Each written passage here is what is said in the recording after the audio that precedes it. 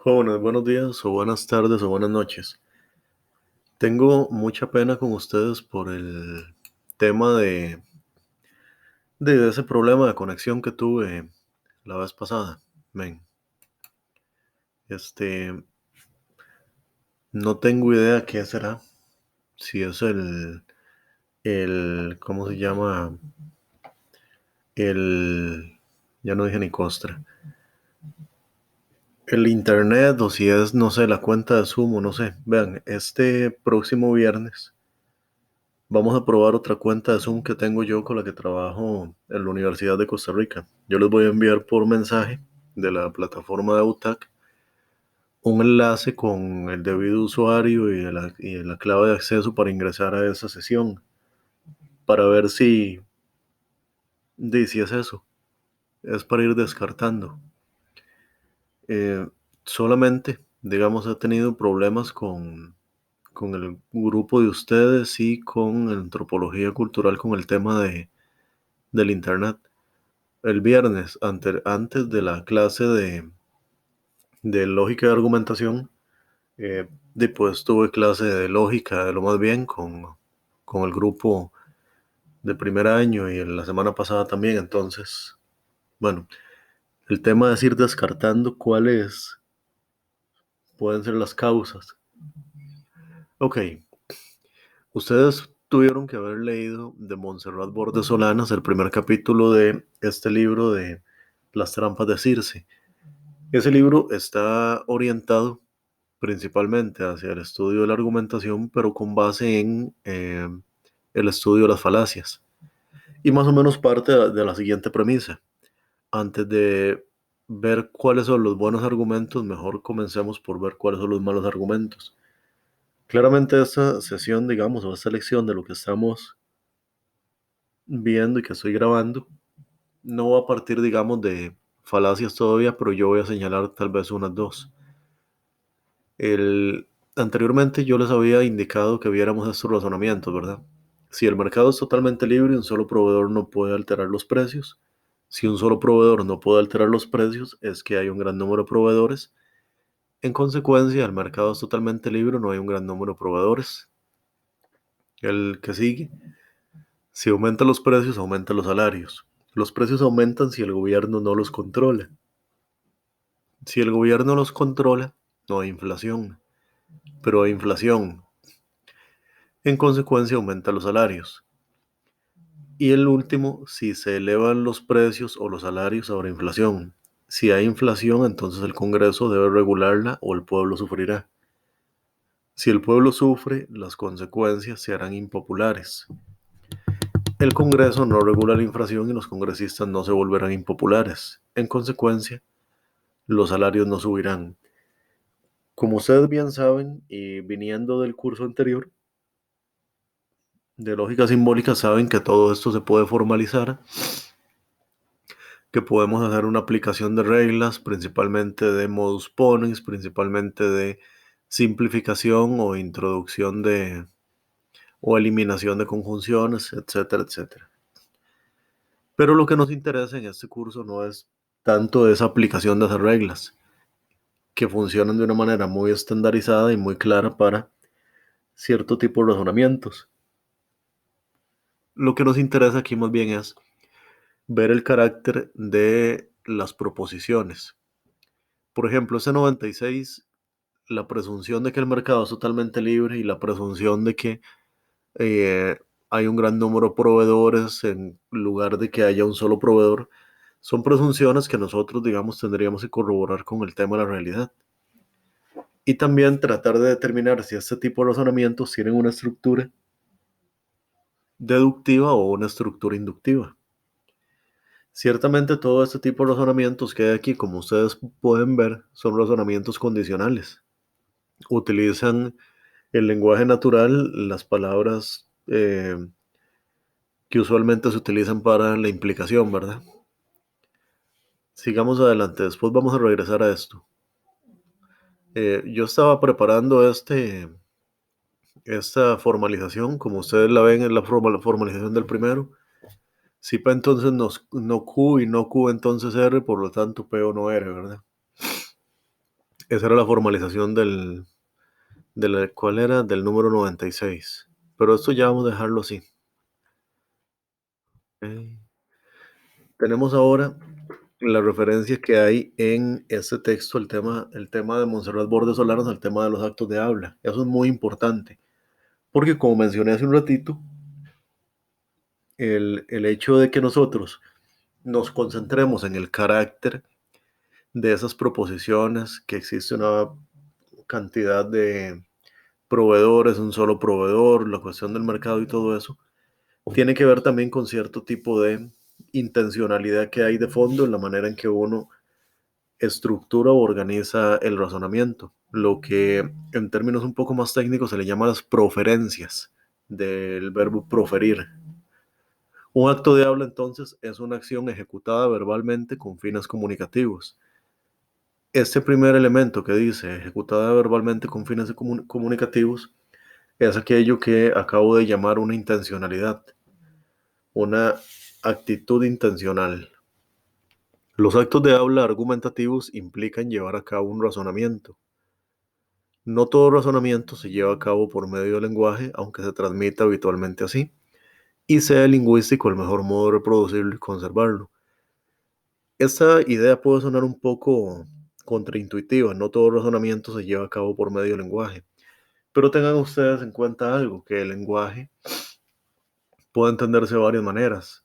Muchas personas lo entienden como el conjunto de signos que pueblan una lengua, entonces, o, o el conjunto de signos que pueblan o le dan forma a algún tipo de sistema comunicativo. Piensen en los símbolos de los lenguajes simbólicos de la lógica formal, piensen también en formas de lenguaje que utilizan otro tipo de alfabeto, como en el japonés, los kanjis. Piensen, digamos, en todo este tipo de cuestiones. Pero aún así, tenemos esta idea, que es una idea vigente, que no todo razonamiento se lleva a cabo por medio del lenguaje. Esto quiere decir que nosotros podríamos ejecutar razonamientos basados en aquello que vemos sin mediación del lenguaje, en una imagen, en un evento, en un hecho y cuestiones por el estilo. Ya lo vamos a ver con este tema que sigue. Veamos un momento esta imagen. Son dos figurillas. Obviamente esas figurillas son iguales, solamente que con diferente postura. Y lo que tenemos es un mensaje, una pregunta. Tienes 5 euros, te los devuelvo mañana. Si a nosotros se nos preguntara qué es lo que está haciendo el de la izquierda, pues podríamos decir varias cosas. Está haciendo una pregunta y está planteando una promesa, está haciendo un acto comunicativo, entre otras cosas. A eso nos referimos con los diferentes actos de habla. Cada acto de habla va a tener, digamos, un cierto tipo de forma expresiva. Eso es muy importante porque muchas veces cuando nosotros estamos inmersos en cierto tipo de debates, cierto tipo de conversaciones, cierto tipo de argumentaciones, dependiendo de cómo sean expresadas las cosas, así nosotros vamos a interpretar qué es lo que hay de fondo, cuál es el acto de habla que hay. Entonces nosotros podríamos preguntarnos, ¿qué está haciendo el individuo de la izquierda? La pregunta que más o menos hice hace un ratito. Y esa pregunta, como bien pueden ir viendo, tiene múltiples respuestas. Podríamos decir todas estas. Está emitiendo determinados sonidos, ok. Está diciendo algo. Está emitiendo dos oraciones, una interrogativa y otra afirmativa. Está hablando con el individuo de la derecha. Está pidiendo 5 euros al individuo de la derecha y comprometiéndose a devolvérselos mañana. Está intentando que el individuo de la derecha le preste dinero. Vean una cosa. Cada uno de estos 6 enunciados dice cosas que pueden ser verdaderas, que pueden ser factibles. La primera, que está emitiendo determinados sonidos, es claro. Si es una conversación, la conversación está mediada por la parte sonora de la emisión de sonidos. Está diciendo algo, también sería verdadera. Ahora, la Opción C está emitiendo dos oraciones, una interrogativa y otra afirmativa. Fíjense que ya es otro nivel de interpretación o de análisis. Mientras que A y B son sumamente básicos, se refieren principalmente a tanto la materialidad del asunto con la A como la manifestación, digamos, que plantea B. En cambio, C ya está, digamos, yendo un poco más, ya está caracterizando el contenido de lo que dice de acuerdo con su estructura. Son dos oraciones, una es interrogativa y la otra es afirmativa. La D más bien tiene un cierto carácter pragmático de praxis. Está hablando con el individuo de la derecha, ¿ok? Nosotros podríamos incluso tratar de, aún sin mediación del lenguaje, caracterizar al individuo de la derecha. Fíjense que el individuo de la derecha tiene un brazo tocándose la cabeza. Muchas veces podríamos asumir que ese tipo de gesto es un gesto como de que está cavilando algo o que tiene cierta perplejidad. El opción D está pidiendo 5 euros al individuo de la derecha y comprometiéndose a devolvérselos mañana. Claramente este se acerca mucho a lo que se plantea en la viñeta y está intentando que el individuo de la derecha le preste dinero. Fíjense una cosa, todo lo que hay en esa viñeta, en la nubecilla, se ve reflejado en estos 6 enunciados que hay aquí a la par. Pero si nosotros hiciéramos el abordaje inverso, si tuviéramos en, no sé, que asumir lo que hay en la derecha e inventarnos nosotros lo que dice la viñeta, pues las posibilidades aumentarían mucho más. Por ejemplo, la E que dice está pidiendo 5 euros al individuo de la derecha y comprometiéndose a devolvérselos mañana, eso es una idea que nosotros podríamos tratar de expresarla de formas distintas y muy variadas también y muy amplias. Si tuviéramos más bien que rellenar lo que hay en la nubecilla esa del diálogo, ¿verdad? Todo esto entonces son actos de habla y estos actos de habla tienen diferentes niveles de acercamiento. Cada nivel de acercamiento va a corresponder, digamos, con un cierto tipo de pragmática de la comunicación y esa pragmática de la comunicación se va a ver, eh, llamémoslo así, afectada. Afectada en un término neutral, ¿verdad? No entiendan afectada como negativo. Afectada por la estrategia argumentativa. Por ejemplo, ese de la izquierda podría decir, tiene 5 euros, te los devuelvo mañana. Pero también podría decir, agregar más cosas, agregar cuestiones como que en este momento no tengo dinero y necesito 5 euros, usted los tiene, podría devolvérmelos mañana. Y adornar todo ese tipo de discurso con diferentes florituras, ¿verdad? A ese tipo de acercamientos, por lo general se les puede llamar actos locutivos, actos ilocutivos y actos perlocutivos. Pero los que nos interesan principalmente aquí es el acto ilocutivo. Eso fue propuesto por un filósofo norteamericano de los años 50 y 60, John Austin. Tiene toda una serie de conferencias que se llama cosas que se pueden hacer con palabras. Esperen un momentito, aquí lo tengo a mano. ¿Cómo es que se llama ese libro? Se llama Cómo hacer cosas con palabras. Este mismo planteamiento fue retomado en los años 80 y 90 por otro filósofo, John Searle, que todavía refinó más en la propuesta de Austin, o Austin, como se pronuncia, y le dio un contenido cognitivo. Desde las investigaciones de Wittgenstein es un lugar común en filosofía del lenguaje afirmar que usamos el lenguaje con una multiplicidad de propósitos, o en la terminología de la teoría de los actos de habla para realizar distintos actos ilocutivos. Y esto lo vemos aquí. Una multiplicidad de propósitos y distintos actos ilocutivos, o un solo propósito, preguntar si se tienen 5 euros y que se devuelven mañana, y con diferentes abordajes de, en los actos de habla, como estos que hay acá. Entonces nosotros tendríamos, siguiendo el planteamiento de Searle y de Van der Becking, que hay 5 tipos básicos de actos ilocutivos. Hay actos asertivos, que tienen el propósito de representar un estado de cosas como real. Por ejemplo, un acto asertivo es decir, eh, la casa es grande, se refiere a un estado de cosas como real. Hay actos compromisivos que tienen un objetivo de comprometer al hablante con un curso de acción futuro, como cuando yo le digo a alguien, yo voy si usted va. Es un acto compromisivo. Tenemos actos directivos, el objeto es comprometer al oyente con un curso de acción futura, como cuando yo le doy una orden a alguien o le hago una petición a alguien de que haga X cosa. Actos declarativos, su propósito es crear una situación nueva, y expresivos sirven para manifestar sentimientos y actitudes del hablante.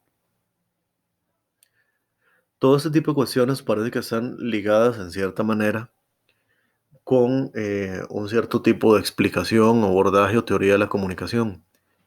Ciertamente pueden tener algo de eso, pero por otro lado es la base de entender el tema del razonamiento lógico como la práctica de la argumentación y todavía más aún la práctica de la retórica. Todo ese tipo de cuestiones que tienen que ver con actos asertivos, compromisivos, directivos, también están muy ligados con el tema de la retórica, que es cómo es que nosotros, mediante la argumentación, podríamos llevar a cabo cierto tipo de persuasiones en un público determinado, bajo ciertas circunstancias. Fíjense estos ejemplos. Una oración con la referencia al acto al cual se refiere. El presidente es Abelardo.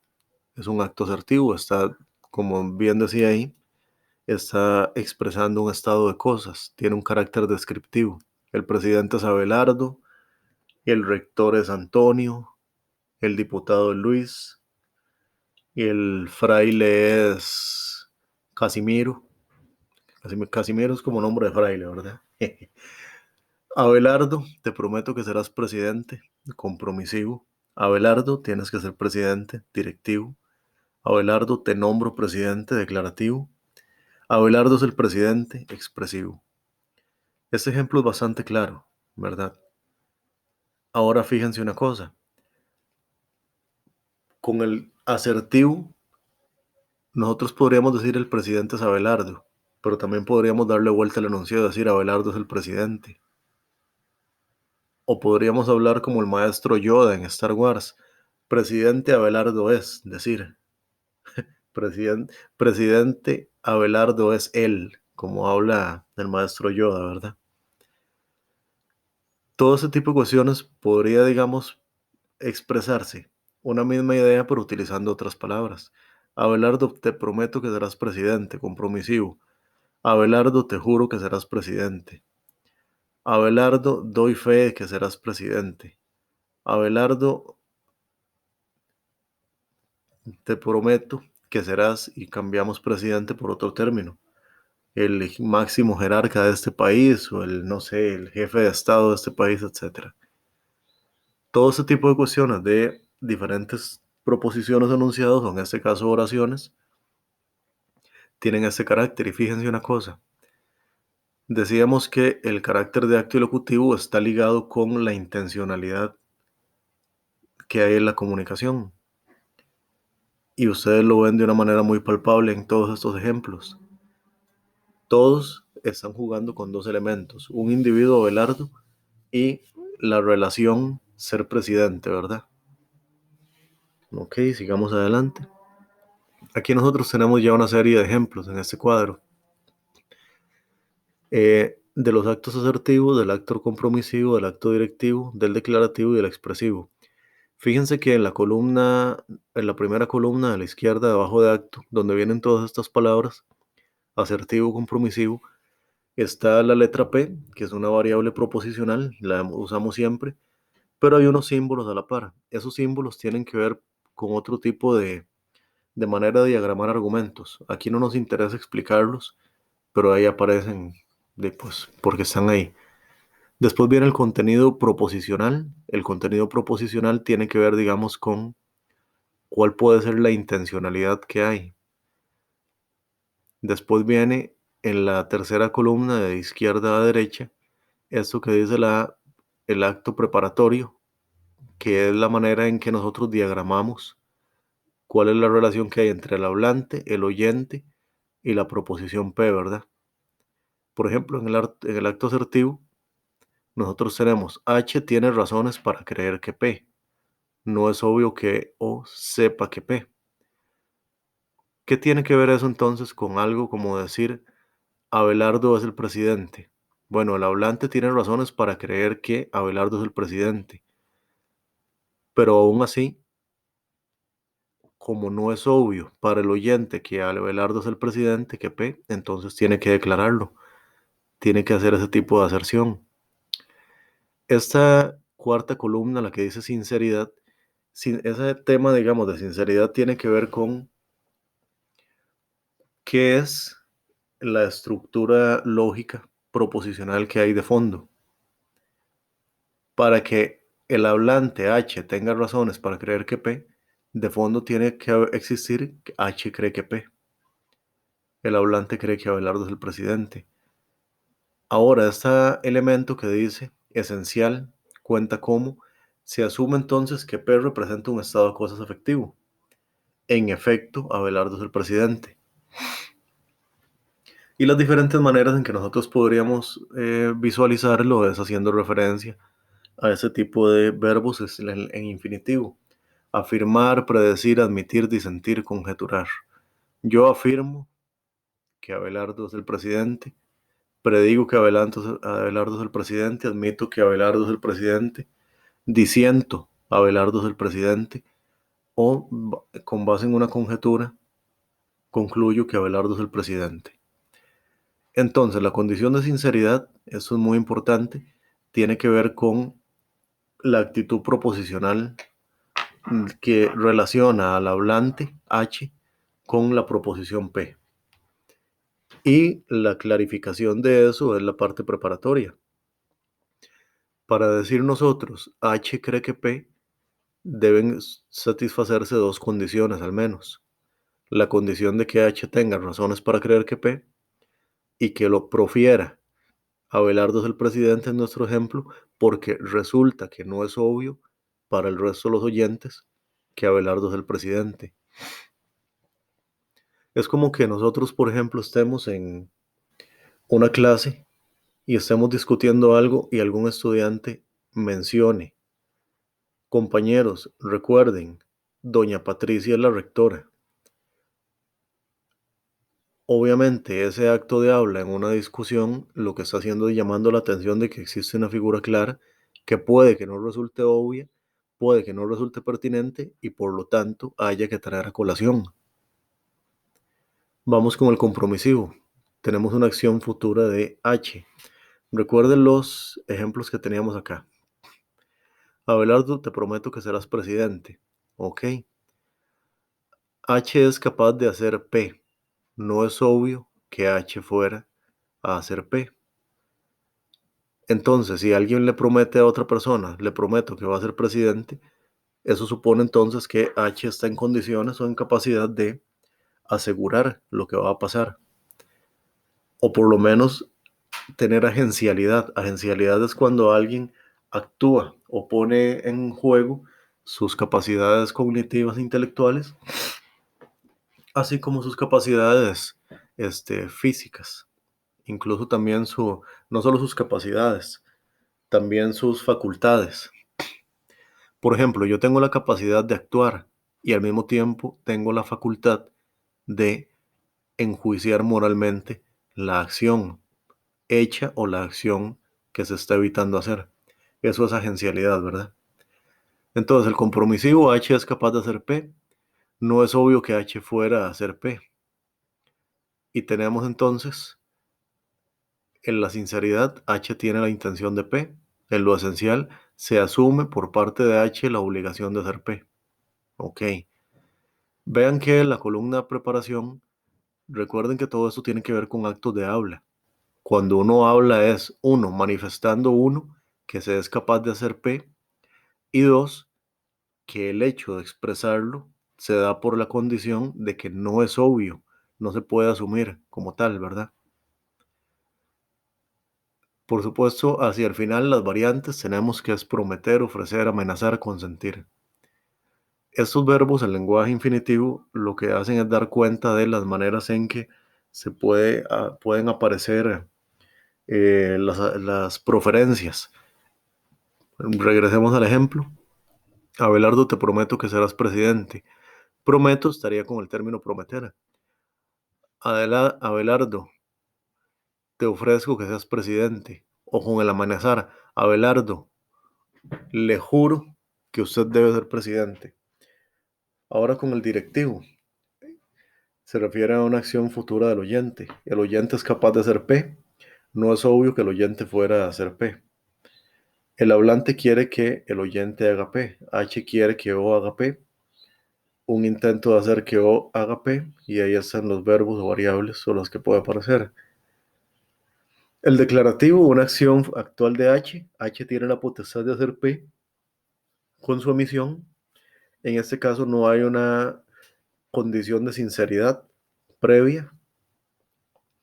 Y en el declarativo se busca hacer o generar un cierto tipo de estado de cosas. Vean el ejemplo. Abelardo, te nombro presidente. En el declarativo es cuando se produce algo nuevo, ¿verdad? En este se produce un nuevo estado de cosas. Vean el ejemplo nuevo. Abelardo, te nombro presidente. Abelardo no era presidente. Con el acto de habla se le confiere la investidura y se genera un nuevo estado de cosas, en el cual Abelardo es reconocido ya, o hay razones ya para reconocer a Abelardo como presidente. Y en el último expresivo, el contenido proposicional puede ser variable. ¿Por qué es variable?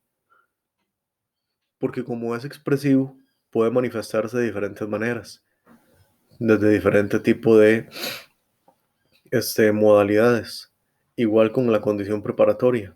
¿Ve? Pero no así con la condición de sinceridad. H expresa una actitud real.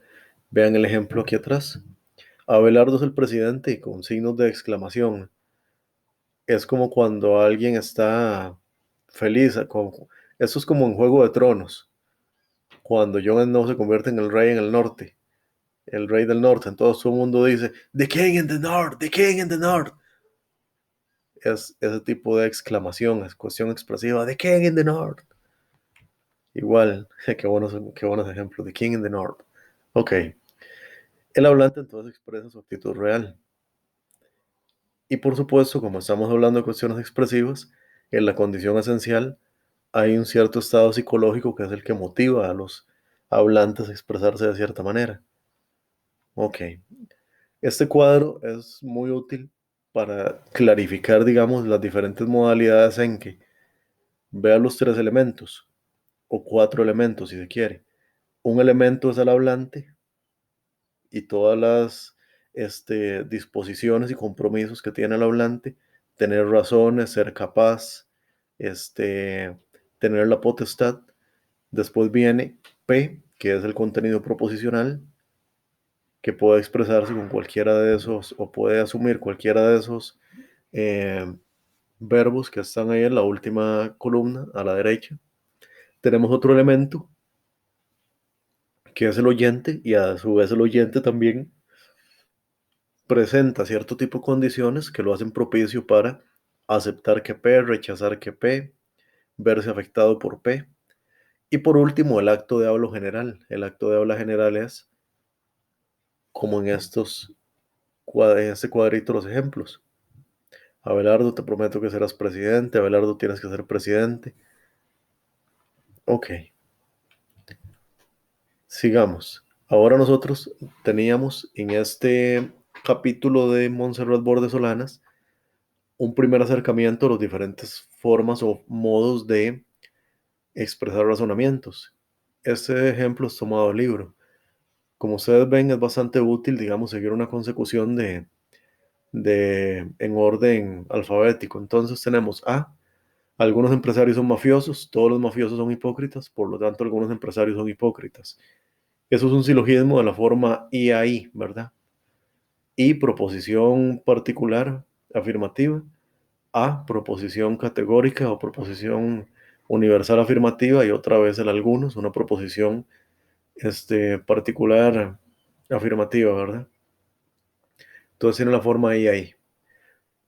También podemos ver que se satisfacen ciertos elementos.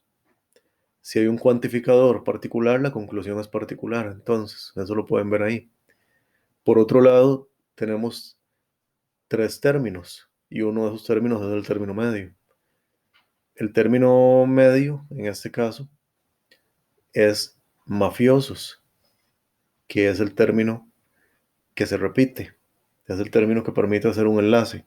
Esto lo sabemos desde Introducción a la Lógica, ¿verdad? Tenemos también un término mayor que es hipócritas y tenemos el término empresarios. ¿Por qué sabemos que hipócritas es el término mayor? Pues básicamente porque aparece la premisa mayor, que es esta universal. Por otro lado, si nosotros lo vemos a manera de cómo los elementos o cómo los conceptos tienen mayor extensión y mayor comprensión, hipócritas tiene demasiada extensión, o lo que es lo mismo, hay más hipócritas que empresarios, mientras que empresarios, por la misma condición, tiene menor extensión y por ende es el término menor, ¿verdad? Y después tenemos más bien en B un razonamiento, pero con una estructura proposicional, que nosotros podríamos pues plantearla como un cierto tipo de proposiciones que tienen ciertas reglas. La investigación terapéutica con células madre embrionarias implica la muerte de embriones humanos. Los embriones humanos son seres humanos inocentes. Causar la muerte de seres humanos inocentes es asesinar. Asesinar es inmoral. Los actos que implican actos inmorales son inmorales a su vez. Por lo tanto, la barra horizontal es el marcador de inferencia. Siempre recuerden que tiene que haber algún tipo de objeto, término, símbolo que me permite a mí determinar qué cosas son proposiciones y qué cosas son conclusión.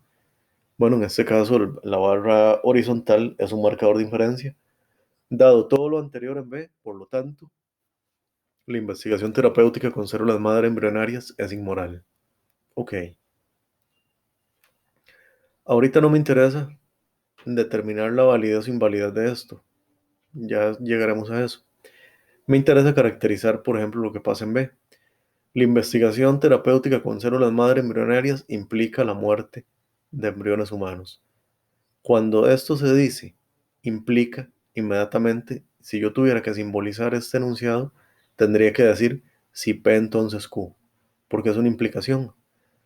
Investigación terapéutica con células madre embrionarias P, si hay esto, si hay P, entonces implicación hay Q.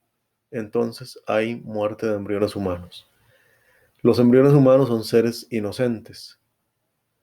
Esto sería entonces otra proposición. Causar la muerte a seres humanos inocentes es asesinar. Otra proposición.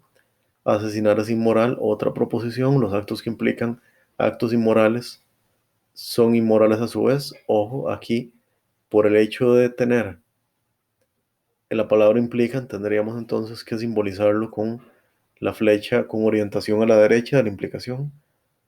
Y por ende entonces tendríamos esta conclusión, ¿verdad? Si tuviéramos que demostrar esto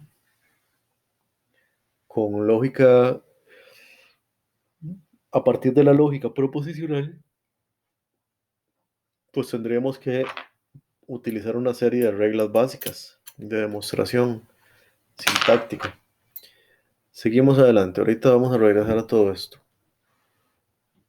El viernes había comenzado con este ejercicio. Este ejercicio es claramente un fragmento literario tomado del Quijote de la Mancha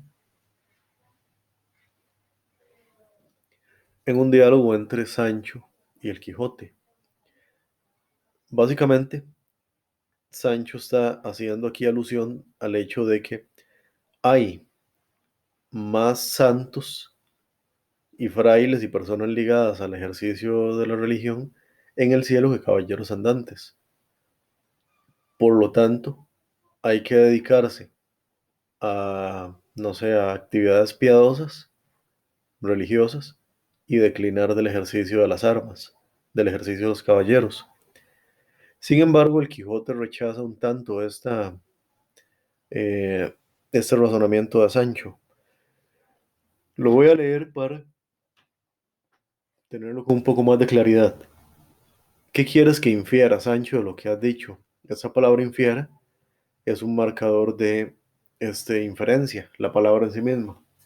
Quiero decir, dijo Sancho, que nos demos a ser santos y alcanzaremos más brevemente la buena fama que pretendemos. Y advierta, señor, que ayer o antes de ayer que, según a poco, se puede decir de esta manera, canonizaron o beatificaron dos frailecitos descalzos, cuyas cadenas de hierro con que ceñían y atormentaban sus cuerpos, se tiene ahora gran ventura el besarlas y tocarlas. Eso quiere decir que son como reliquias, ¿verdad? Y están en más veneración que esta, según dije, la espada de Roldán, en la armería del rey, nuestro señor, que Dios guarde. Así que, señor mío, más vale ser humilde frailecito, de cualquier orden que sea, que valiente y andante caballero. Más alcanzan con Dios dos docenas de disciplinas que 2000 lanzadas, ora las den a gigantes, ora ventiglos o andriagos. Estos términos vestiglos o andriagos son parte del folclore medieval, como lo son los súcubos, los homúnculos, los sí, homúnculos, súcubos, ese tipo de incubos también, ese tipo de seres de ese folclore medieval. Responde el Quijote, todo eso es así, pero no todos podemos ser frailes, y muchos son los caminos por donde lleva Dios a los suyos al cielo. Religión en la caballería, caballeros santos hay en la gloria. Sí, respondió Sancho, pero yo he oído decir que hay más frailes en el cielo que caballeros andantes. Eso es, respondió Don Quijote, porque es mayor el número de los religiosos que el de los caballeros. Muchos son los andantes, dijo Sancho. Muchos, respondió Don Quijote, pero pocos los que merecen ese nombre. El final es bastante conciliatorio, ciertamente no terminan en nada. Lo que nos interesa es claramente el razonamiento que hace Sancho. Veámoslo más adelante con otra figura, que es la de la petición de principio. Este razonamiento que hace Sancho, pues puede ser persuasivo, pero si nosotros también lo analizamos con un poco más de detalle, nos vamos a dar cuenta que hay una falacia, que es la falacia de petición de principio.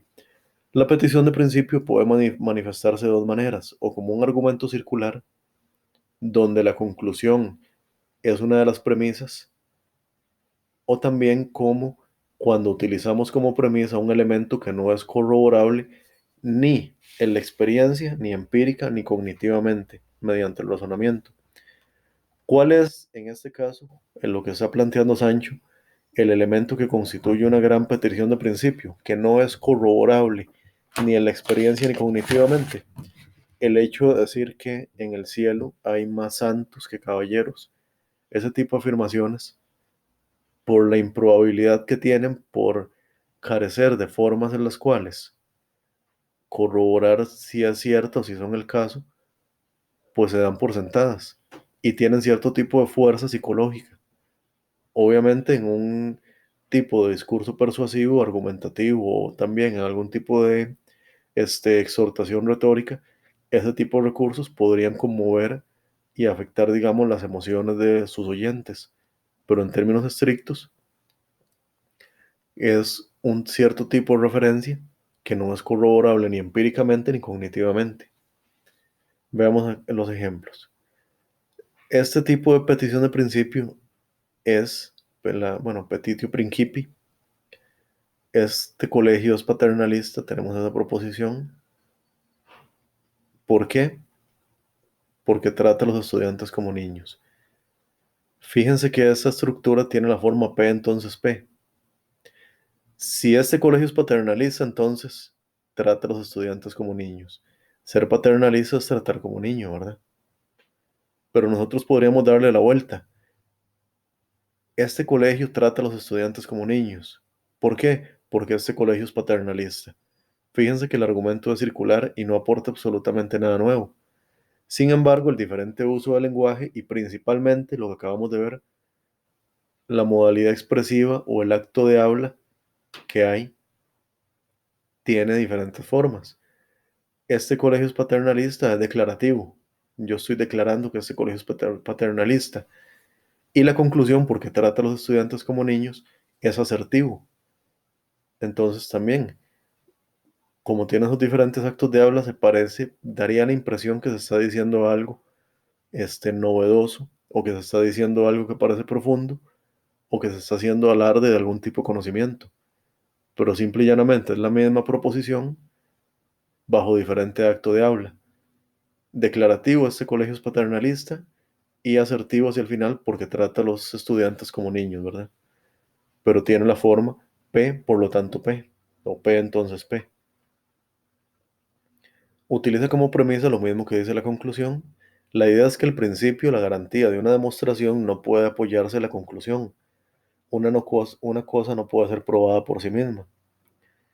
Esto es un vicio argumentativo, es un vicio de razonamiento que todos nosotros lo cometemos o lo hemos cometido, y espero que no lo cometamos, ya ahora sí de manera predictiva, que no lo cometamos una vez que conozcamos cómo funciona, ¿verdad? En todo raciocinio, lo que sirve de fundamento debe ser más claro y conocido que lo que se quiere probar. Por eso la falacia consiste en postular o sentar aquello mismo que es preciso demostrar. Esto es muy fuerte. Lo que sirve de fundamento debe ser más claro y conocido que lo que se quiere probar. Piensen en los típicos silogismos. Todo ser humano es mortal, por lo tanto Sócrates es mortal. Estoy omitiendo la premisa número 2 y la estoy dando como implícita. Todo ser humano es mortal, por tanto Sócrates es mortal. Lo que nosotros queremos probar, que Sócrates es mortal, tiene que estar apoyado en algo más claro, y ese algo más claro es que, puesto que Sócrates es un ser humano y puesto que todo ser humano es mortal, entonces concluimos Sócrates es mortal. La proposición más clara es todo ser humano es mortal. Pero también ese sofisma, que es la falacia de precisión de principio, tiene dos formas de plantearse. Tenemos A, porque utiliza como premisa lo mismo que afirma la conclusión, que es lo que acabamos de ver, o algo cuya verdad depende de ella. En otras palabras, cuando se utiliza una premisa equivalente a la conclusión o que depende de ella, generando algo semejante a un círculo vicioso. Claramente es un círculo vicioso, pero lo que nosotros tenemos que tener claro también es que para muchas personas no resulta un círculo vicioso porque o no tienen un cierto tipo de destreza lógica, o no tienen cierto tipo de agudeza de cuestionar lo que escuchan o leen, o también porque el que está planteando ese tipo de razonamiento tiene cierto tipo de destreza relacionada con el hecho de utilizar diferentes actos de habla, como lo ejemplifiqué, con una aserción declarativa y con una aserción afirmativa. El opio produce sueño, vean el ejemplo, el opio produce sueño porque es soporífero. ¿Por qué es soporífero? Porque induce al sueño. Ven que hay un cambio de términos, produce e induce, ¿verdad? Alguien podría darle la vuelta a esto. Recuerden que es un círculo vicioso. Y podríamos decir, el opio induce al sueño. ¿Por qué? Porque es soporífero, ciertamente. Ambas proposiciones se amparan recíprocamente. No es la misma proposición, puesto que utilizan dos verbos distintos, pero refieren la misma idea. Vean esta otra modalidad. Llega tarde porque trae retraso. ¿Por qué trae retraso?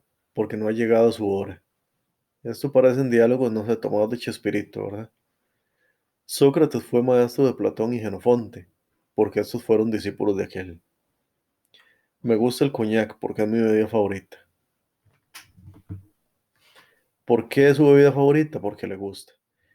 Vean, esto es muy importante cuando ustedes están redactando un trabajo de filosofía o están teniendo algún tipo de exposición en filosofía. Tratar de evitar ese tipo de errores, ese tipo de redundancias. Hay algunos profesores a los que se les pasa por alto esto, hay otros que no. Entonces se apoya la conclusión con la premisa. Si pedimos el fundamento de la premisa, nos ofrece la conclusión y termina entonces repitiéndose las dos cosas en vez de probarlas.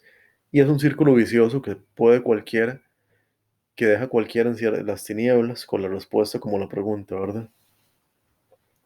Ahora tenemos la modalidad B. Esta modalidad B es más cercana a lo que hace Sancho y Quijote en el diálogo del libro. En B, se incurre en el sofisma porque se utiliza como premisa algo cuya verdad no está probada, o sea, cuando se apoya la conclusión en algo opinable. Todos los perversos han de ser castigados en este mundo o en el otro. Hay perversos que no son castigados en este mundo, luego, por lo tanto, lo serán en el otro. En la primera premisa se da por supuesto algo que no está probado y que todo el mundo acepta. De la misma manera que no está probado que el cielo esté lleno de frailes, pero que la gente lo acepta. ¿Por qué? Porque en el concepto de fraile está el tema implícito de la piedad. Entonces alguien podría asumir, luego, puesto que el fraile por definición es piadoso y religioso, entonces está en el cielo. Yo sé que ustedes pueden tener muchas mejores maneras de expresar esto que yo. Entonces, tengan en cuenta que se puede tratar de justificar, pero sigue siendo algo opinable. Lo que sirve de prueba en un argumento debe ser más claro y conocido que lo que se quiere probar. Es preciso que la conclusión busque un apoyo que no se cuestione. Ok, esto se parece mucho entonces al ejemplo de Sancho. La petición de principio da por descontado que el interlocutor aceptará como evidente una proposición no demostrada. La cometen con frecuencia quienes parten de supuestos religiosos, o en este caso de cierto tipo de metafísica o mística, o también supuestos ideológicos que consideran indiscutibles. Todo discurso ideológico, por tanto, se apoya necesariamente sobre un presupuesto que no cuestiona, ciertamente. Veamos más ejemplos. Todo acusado de hechicería es necesariamente culpable de ella. Dios no puede permitir que quien no es un hechicero sea acusado de serlo. Yo he dicho, si el derecho al sufragio es natural, no se puede privar de él a la mujer. Y la comisión dice, siendo natural, se puede privar de él a la mujer porque el fin de la mujer no es gobernar. En ambos hay un supuesto ideológico que es simple y llanamente una opinión que no tiene sustento empírico claro ni sustento cognitivo claro. Todo acusado de hechicería es culpable de ella. ¿Por qué? ¿De dónde se sostiene eso? Dios no puede permitir que quien no es un hechicero sea acusado de serlo. Ahí hay una apelación a la piedad. Y fíjense que esa segunda proposición tiene una doble negación. Hay un doble no. Si nosotros tuviéramos que simbolizarlo, tendríamos no, no, P, ¿verdad? P sería, Dios puede permitir que quien es hechicero sea acusado de serlo. Dios no puede permitir que un hechicero sea acusado de serlo, sería no P. Y con la doble negación, no, no P, Dios no puede permitir que quien no es un hechicero sea acusado de serlo.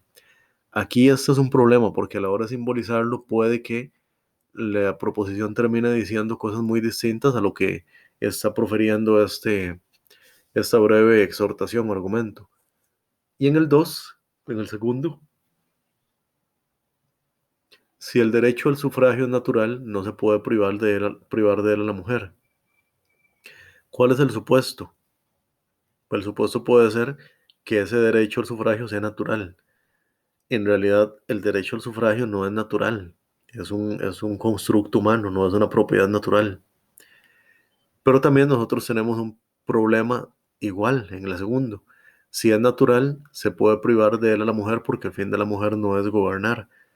Entonces también se está dando por sentado que existe una condición natural para quien gobierna y esa condición natural es ser hombre.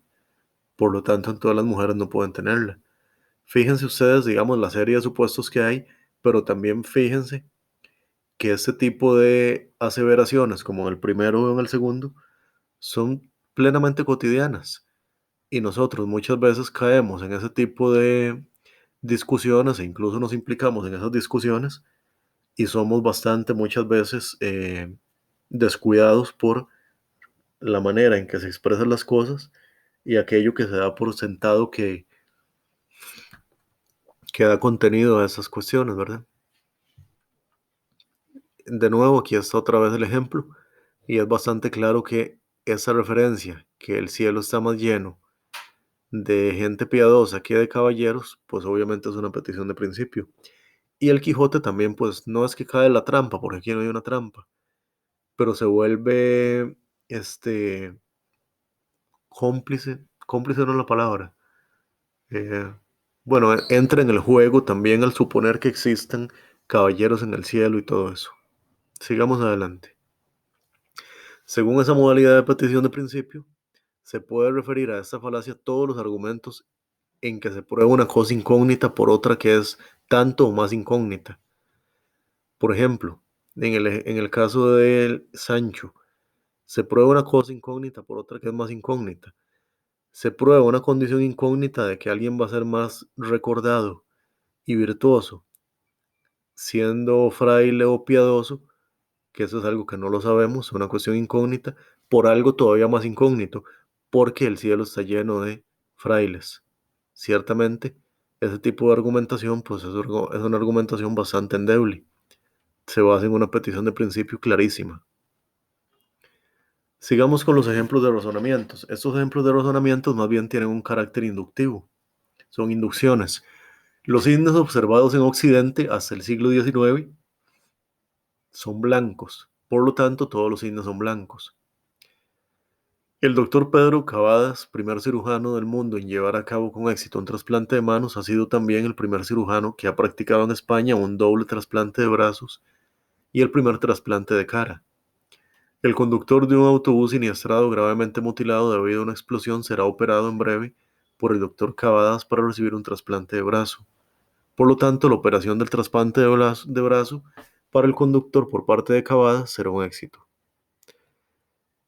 El presupuesto español para 2009 se estima que rondará el 8% de déficit. El índice de paro en septiembre de 2009 está por encima del 15% en los españoles. No se espera ningún cambio drástico en economía para octubre de 2009. Por lo tanto, el índice de paro en octubre de 2009 estará por encima de 15% en españoles. Ok. Todo este tipo de formas son razonamientos inductivos, pero no todos funcionan de la misma manera. El primero es una inducción enumerativa. En esta se está argumentando a partir de casos concretos o ejemplificaciones para concluir en una generalización. Hay casos concretos, sí, los signos observados. Eh, Hay ejemplificación, se puede hablar de ciertos signos y después se emite una generalización. Todos los signos son blancos. Este, para mi gusto, no es un ejemplo bien hecho, porque es un ejemplo tomado de el mundo de los animales, el mundo de la zoología o el mundo biológico. Y este, digamos, tiene cierto tipo de reglas que a nosotros nos permitirían, pues, interpretar las cosas de una manera distinta. El segundo, más bien, es una analogía. ¿Cuál es la analogía? Entre, por un lado, los eventos, hechos y logros de este doctor en el pasado con la misma condición de la operación que él va a tener que hacer y de ahí se desprende que va a ser un éxito. Se pasa de un caso a otro semejante. Por último, esta es una abductiva. Se pasa de ciertos datos a la hipótesis, considerada como la mejor explicación disponible de los mismos. Ven una cosa,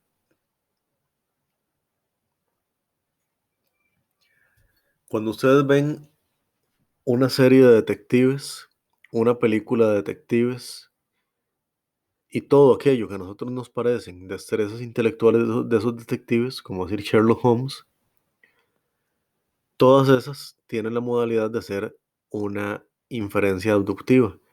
La inferencia abductiva también está muy ligada con un cierto tipo de disciplina que se cultivó mucho en los años 50 y 60 del siglo XX, que se llamaba la semiótica. Algo así como la ciencia o teoría de los símbolos. ¿Qué es lo que hace Sherlock Holmes? Observa el entorno, ve o determina elementos del entorno, ve el lugar, la disposición es que esos elementos están en el entorno, se imagina cuál es el deber ser de cómo deberían estar en el entorno y cómo están actualmente, y de ahí construye un razonamiento, cosas por el estilo. Es como cuando ustedes ven en Facebook ese tipo de imagen que es como una persona muerta, obviamente es una caricatura, con una serie de elementos y la pregunta es, ¿esta persona fue asesinada o se suicidó? Entonces usted lo que tiene que hacer es seguir ciertas pistas, hacer conjeturas y todo eso es una deducción. Vean que tienen diferentes formas. Las deducciones y los razonamientos inductivos son diferentes. Vean este razonamiento. Estos son deducciones, ¿verdad? Todos los crustáceos son mortales, este bogavante es un crustáceo, este bogavante es mortal. Ese razonamiento es válido y la conclusión es sólida porque no solo es válida, sino porque también es verdadero. Y esa verdad y esa validez se soportan tanto en la estructura como en los conceptos, como en la veracidad de esos conceptos y de esas proposiciones. Vean lo que sucede en el segundo. Todos los heptaedros son objetos azules. Ningún objeto azul es comestible. Ningún heptaedro es comestible. Realmente tiene una estructura correcta. Sin embargo, a pesar de tener una estructura correcta, el contenido proposicional o los valores de verdad de esas proposiciones, pues algunas no tienen sentido, o algunas están infundadas, como decir que todos los heptaedros son objetos azules. Eso no lo sabemos. Y que ningún objeto azul sea comestible, tampoco lo sabemos. Vean la forma que tienen estas cuestiones. Algunos X son Y, todos los Y son Z, por lo tanto, algunos X son Z. Nosotros podríamos decir entonces que todos los objetos de la forma Y pertenecen al conjunto de los objetos de la forma Z. Y existe un segmento o un conjunto o un subgrupo de los X que también comparten características de los Y. Si todos los Y son Z, entonces estos X también van a presentar características de los Z. Ven el que sigue. Todos los X son Y. Este Z es X. Este Z es Y. También otra forma deductiva. Vean con este ejemplo. Tal vez pasado a otro tipo de lenguaje. Ya lo hemos visto en alguna otra ocasión que he utilizado este silogismo. Todos los discípulos de Sócrates buscan la sabiduría. Y la búsqueda de la sabiduría es incompatible con la estupidez. Por tanto, Sócrates no tiene discípulos estúpidos. Todo objeto de la clase X es objeto de la clase Y. No hay objetos de clase Y que sean a la vez objetos de la clase Z. Por lo tanto, no hay objetos de la clase X que sea a la vez objeto de la clase Z, donde X es ser discípulo de Sócrates, Y es buscar la sabiduría, Z es pertenecer al conjunto de la estupidez, ¿verdad? Entonces, todo objeto de la clase X, todo aquel que sea discípulo de Sócrates, a su vez es un objeto de la clase Y, a su vez es alguien que busca la sabiduría. Pero es incompatible que haya gente que busque la sabiduría y que al mismo tiempo sea alguien que esté en la estupidez. Por lo tanto, no hay discípulos de Sócrates, no hay objetos de la clase Y, de la clase X, perdón, que sean a su vez objetos de la clase Z, o lo que es lo mismo, que pertenezcan al mundo de los estúpidos. ¿Qué es lo que nosotros vamos a encontrarnos? Que ese tipo de argumentaciones que hemos estado viendo tienen también un carácter que dependiendo de las palabras que utilicen, las proposiciones que utilicen, si se basan en razonamientos deductivos o inductivos, van a poder ser categorizados de acuerdo a su intencionalidad y el efecto que busquen en argumentos racionales que son persuasivos, argumentos que son correctos y argumentos persuasivos. Un argumento correcto sería decir, eh, todo ser humano es mortal, todos los estudiantes de UTAC son seres humanos, por lo tanto todos son mortales. Es un argumento correcto, pero fíjense que también resulta trivial, no tiene un carácter persuasivo.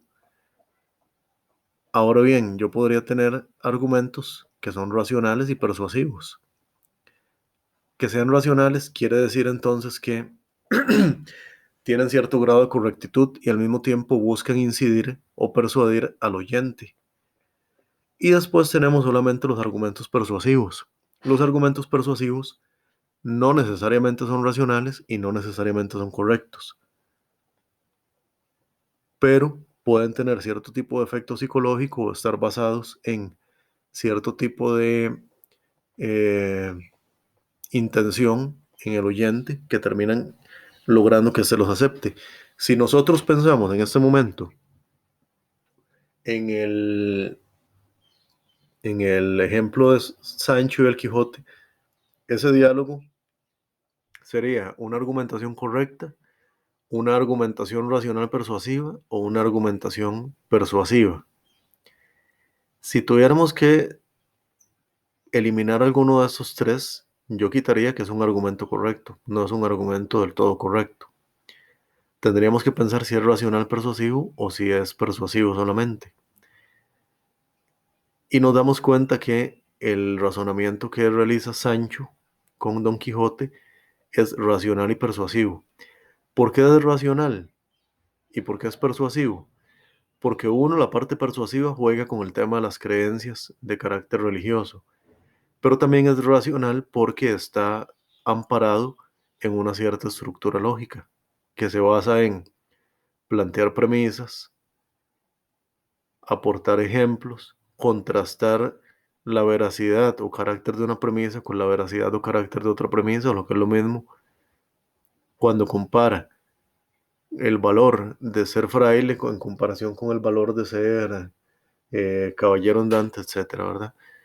¿Cómo sería un argumento solamente persuasivo y no racional? Pues un argumento que está basado principalmente en cierto tipo de figuras que buscan conmover o mover las emociones y afectos de los oyentes. Eso no es del todo malo ni negativo, pero no es algo que forme parte de el carácter normativo que tiene la teoría de la argumentación, ¿verdad?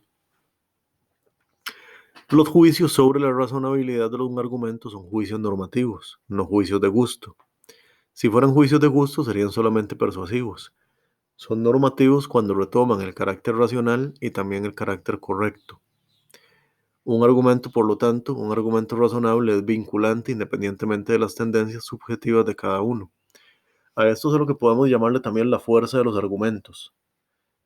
La fuerza de un argumento es cuando, con independencia de las cualidades subjetivas de quien lo emite y también las cualidades o preferencias subjetivas mías, se logra reconocer la fuerza de los argumentos. Piensen, por ejemplo, la lucha que hay actualmente con el tema del cambio climático. Es clarísimo, es clarísimo que las razones científicas que se dan sobre el porqué del cambio climático, cómo eso está relacionado con el modo de vida desde el periodo de la revolución industrial hasta la fecha, todo eso, digamos, es muy claro.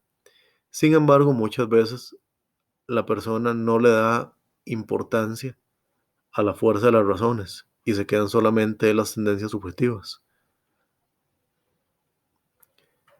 ¿Qué es lo que vamos a encontrar nosotros? Bueno, que dentro de los argumentos razonables tenemos entonces aquellos que son deductivamente válidos, que pueden ser correctos o incorrectos, y los que son inductivamente fuertes.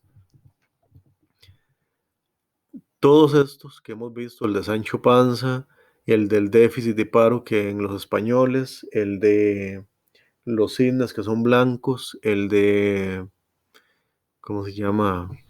El de la operación de este médico, del trasplante de cara y manos, son inductivamente fuertes, ya sea por el grado de generalización que tienen, ya sea por la analogía que establecen, o ya sea porque establecen una estructura basada en cierto tipo de aspectos relevantes y se convierten en una abducción. Y esa abducción podemos entenderla como, hasta el momento, la mejor explicación posible de un fenómeno. Vean este otro tipo de razonamiento. El feto es un ser humano inocente. Nadie tiene derecho a quitar una vida inocente. Nadie tiene derecho, por tanto, a quitar la vida a un feto, o lo que es lo mismo abortar. El I, prohibir fumar en todos los locales públicos, es un atentado contra la libertad de elección de cada ciudadano. Lo próximo será prohibir beber cerveza o todo tipo de alcohol para finalmente reinstaurar un estado represivo donde siga vigente la censura gubernamental. Por lo tanto, está claro que se debe derogar la normativa de prohibición de fumar en los locales públicos. Ambos, ambos razonamientos son defectuosos y ambos son falaces. El H es falaz porque dice lo siguiente: el feto es un ser humano inocente y nadie tiene derecho a quitar la vida a un ser humano inocente. Nadie tiene derecho a quitar la vida a un feto. ¿Dónde está el elemento falaz? El elemento falaz está en que no hay claridad respecto a las capacidades del feto. El feto puede ser un diferente individuo en cierto periodo, en otro periodo ni siquiera ser un individuo, en otro periodo ni siquiera tener capacidades sintientes, mucho menos capacidades cognitivas, ciertamente. Y este otro más bien es una pendiente resbaladiza. Es una falacia pendiente resbaladiza toda vez que del hecho del señalamiento de prohibir fumar se establece toda una consecución de eventos funestos o negativos y entonces por lo tanto se termina criticando la pretensión de prohibir fumar, como ustedes lo ven en la conclusión, ¿verdad? La estructura de la pendiente resbaladiza es cuando yo digo, si hago A, entonces tengo B, pero si tengo B, entonces va a suceder C, D, E y E. Entonces no hay que hacer A, porque si hacemos A tenemos B, y como acabo de mencionar, de B se sigue C, D, E, F, G y todo eso. Sin embargo, no hay garantía de que suceda eso.